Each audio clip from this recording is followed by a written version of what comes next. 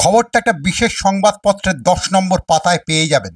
সেটা হলো যে প্রতিদিন এলাহাবাদের এই হাসপাতালে আসার জন্য মহাকুম্ভে যারা আহত হয়েছেন বা যারা অসুস্থ হয়ে যাচ্ছেন ওই স্নান করার পরে বজ্র বজ্র আক্রান্ত জলে স্নান করার পরে যারা আক্রান্ত হয়ে যাচ্ছেন তারা হাসপাতালে আসার পথেই তাদের মধ্যে 10 জনের মৃত্যু ঘটছে।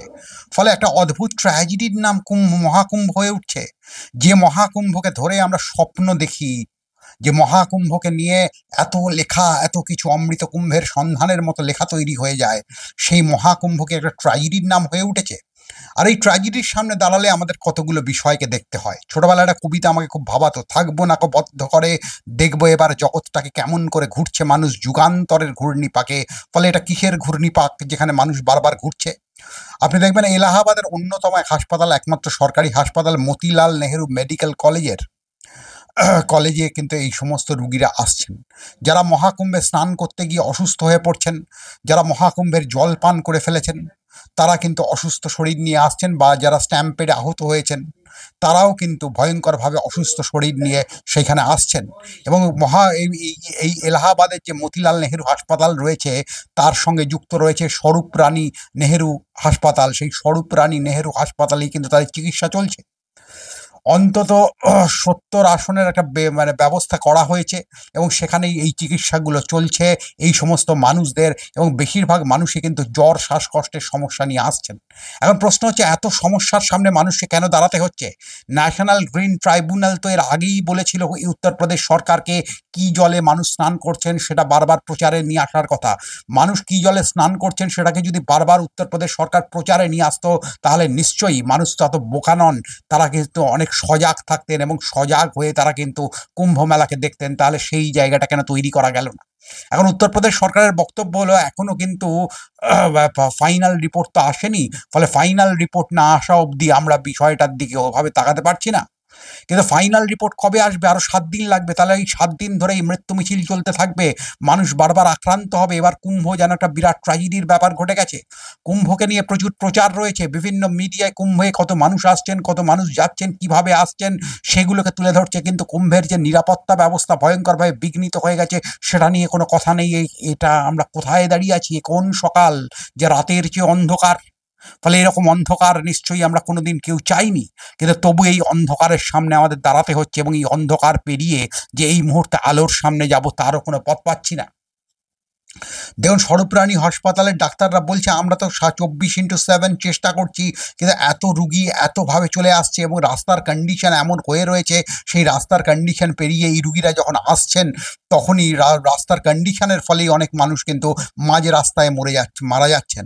তাহলে কি অবস্থায় আমরা দাঁড়িয়ে রয়েছি?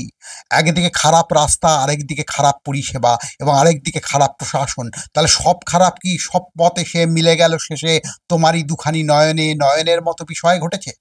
যে মহাকুম্ভ এমন একটা জায়গা হবার কথা ছিল যেখানে চূড়ান্ত নিরাপত্তা ব্যবস্থা নিশ্চিত করা উচিত ছিল। নিশ্চয়ই ভিআইপিদের জন্য সেই নিরাপত্তা ব্যবস্থা নিশ্চিত হয়েছিল, তা নিয়ে কোনো আমাদের অসুবিধে নেই। কিন্তু সাধারণ মানুষের জীবনও তো একটা জীবন, সেই জীবনগুলোর তো খিদে পায়, সেই জীবনগুলো তো সুরক্ষার দাবি করে। তাহলে সুরক্ষা ব্যবস্থায় এত অসঙ্গতি কেন ছিল?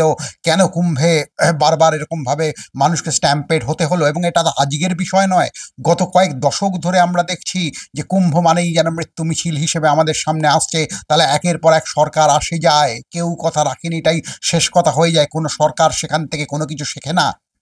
আর এইখানেই দাঁড়িয়ে আমাদের মনে হয় যে রাস্তা থেকে, যে দেশের রাস্তা থেকে শিক্ষা ব্যবস্থা সবই কি সব কিছুই ঘুণ ধরা হয়ে যায়, সে দেশে মহাকুম্ভের মতো ট্র্যাজেডি তো ঘটতেই পারে। এবং এই ট্র্যাজেডিকে ট্র্যাজেডি বলা যায় না, এটাকে একটা ম্যানমেড বিষয় বলা যায়।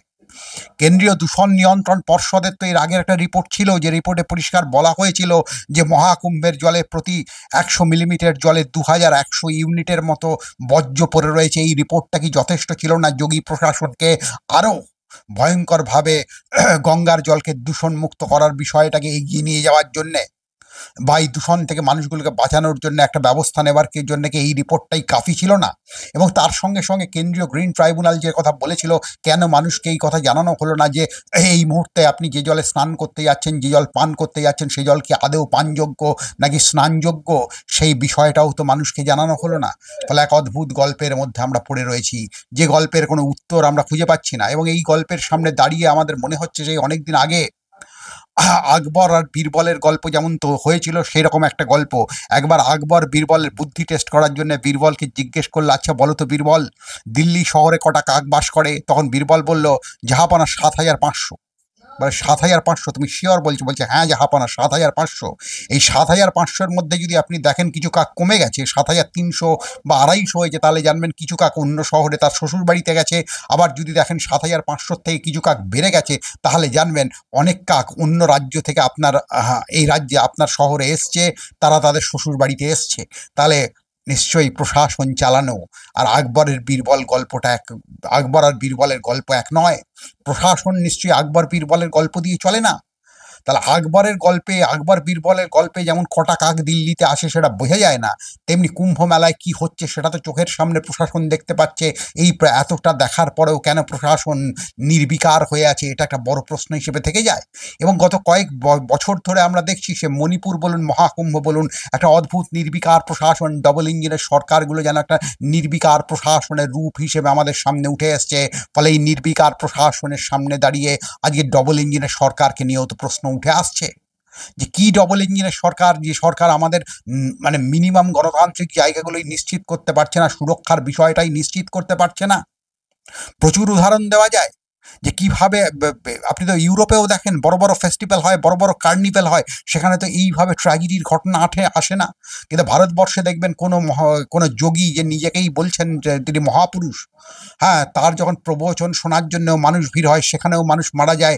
আবার কোনো যাত্রাপালা শোনার জন্যও যখন মানুষের ভিড় হয়, সেখানেও মানুষ মারা যায়। তাহলে ভিড় নিয়ন্ত্রণের যে একটা প্রকৃত ব্যবস্থা গড়ে তোলা দরকার, সেটা ভারতবর্ষে থাকে না। তার মানে জীবনের মর্যাদা, জীবনের মূল্য এবং জীবনকে সঠিকভাবে যত্ন করার সংস্কৃতি আমাদের দেশে এত অভাব কেন? অথচ আমরাই তো বলেছি অমৃতাস্য পুত্রার কথা, যে গোটা যে কেউ ফেলনা নয়। ইউরোপ বলতো কমনার্সের কথা, আমরা বলেছি অমৃতাস্য পুত্রের কথা, অর্থাৎ কেউ ফেলনা নয়, আমরা সবাই অমৃতের সন্তান। আমরা যদি সবাই অমৃতের সন্তান হই, তাহলে মহাকুম্ভের ওই দূষিত জলে কেন অমৃতের সন্তানদের স্নান করতে হলো? এই প্রশ্নটাও কিন্তু উপনিষদ থেকেই উঠে আসে। উপনিষদের চেতনা আমাদের এই প্রশ্নটা করতে শেখায়। ফলে প্রশ্নগুলো কিন্তু সহজ, আর উত্তরগুলোও সহজ, কিন্তু এই উত্তরগুলো বারবার পাওয়া যায় না। শুধু অসংখ্য প্রাণ ঝরে যায়। আর আমরা ট্র্যাজিক কবিতার লাইন বলি, কতদিন আর কতদিন এই ট্র্যাজিক কবিতার লাইন বলে আমরা গা বাঁচিয়ে রাখবো নিজেদের? এবার তো সময় এসছে রিয়ালিটির সামনে দাঁড়িয়ে দিন পরিবর্তন ঘটানো। এই বলে আজ এখানেই শেষ করছি। আজ এই কথামুখের ভিডিওগুলো অনেকে বলছে খুব লম্বা হচ্ছে, ফলে এবার চেষ্টা করবো লম্বা ভিডিওর সঙ্গে সঙ্গে একটু বেটে ভিডিও, অর্থাৎ সরু ভিডিও তৈরি করার। তার সঙ্গে আশা রাখছি ভিডিওগুলো আপনারা দেখবেন, সাবস্ক্রাইব করবেন, কথামুখের পাশে দাঁড়াবেন। যে কোনো ইন্ডিপেন্ডেন্ট ভয়েস বা ইন্ডিপেন্ডেন্ট মিডিয়াই জানবেন এই মুহূর্তের প্রকৃত ভয়েস। ফলে আপনি চাইলে তবে কিন্তু কথামুখ এগোতে পারবে। কথামুখ সাবস্ক্রাইব করুন, কথামুখের মেম্বারশিপ নিন এবং কথামুখের জন্য ভালোবেসে যা যা করার দরকার সেগুলো করুন। আবার দেখা হচ্ছে।